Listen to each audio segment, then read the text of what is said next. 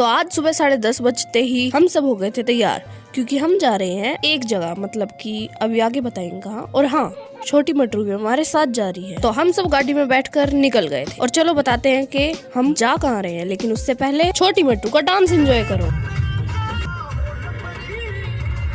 तो हम जा रहे हैं महरौली।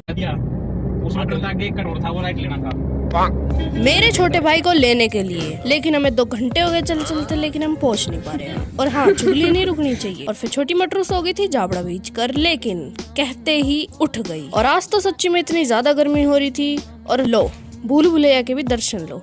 तो फिर हम आ गए थे पीटी उषा नहीं, पीटी सियाराम मिठाई लेने के लिए। और हमने पसंद करी घिया की बर्फी और चमच। और फिर हम निकल गए थे कुछ फ्रूट्स वगैरह लेने के लिए। और हमने पसंद करे आलू बुखारे। चाहिए तो हमें ब्लैक वाले थे, लेकिन ब्लैक वाले मिले ही नहीं। और गर्मी इतनी ज्यादा थी कि हमारा तंदूर सा सिक रहा था। तो लेकर हम अपनी गड़िया जी में बैठ गए थे। तो देखो, जो आलू बुखारे हमने लिए हैं वो हम रखेंगे मिठाई के डब्बे में, क्योंकि पापा जी का खुराफाती दिमाग है ना हमारे पापा, एकदम लल्लन टाप। इतना स्वाद भी चाहिए, आग लगवा रखी है देखिए। और ये प्यार भरा तोहफा पैक हो रहा है हमारे प्यारे मामा के लिए, क्योंकि उनकी चिट्ठी आने वाली है 5 तारीख को। तो हमने सारी की सारी जो पैकिंग थी हमने जंगल में खड़े होकर की थी, क्योंकि उनका घर भी जंगल में ही है, लेकिन वो आदि मानव तो बिल्कुल भी नहीं है। और हाँ, बातें करते करते हम पहुंच गए थे नानी जी के घर और मिली इनसे। ये है हमारी मम्मी की मम्मी। और हमने ढेर सारी बातें करी, मतलब मजा ही आ गया था।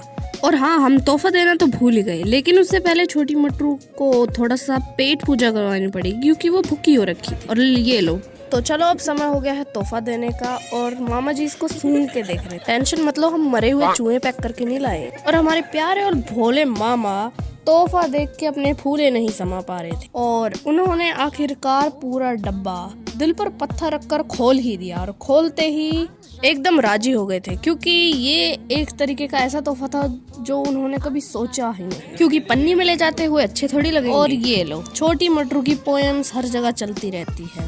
और फिर उसके बाद हमने खाया था खाना।